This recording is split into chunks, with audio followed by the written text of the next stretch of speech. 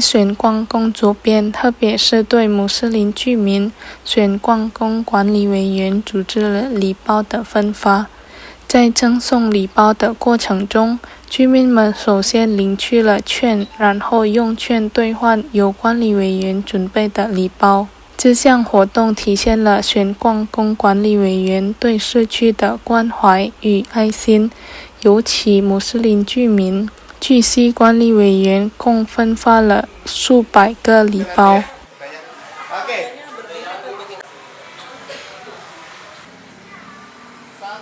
Rutin tahunan tempat ibadah kami, yang mana merupakan salah satu wujud kepedulian kita terhadap warga serta terhadap sesama, juga menunjukkan bahwa kita ini harus bersama di dalam kehidupan bermasyarakat, saling kasih, saling berbagi, menunjukkan juga rasa syukur kita di hari bulan suci Ramadan ini. 与此同时，南苏门答腊省部地主席 Hendra Kurniawan 补充道，分发礼包已经成为其长期的例行活动。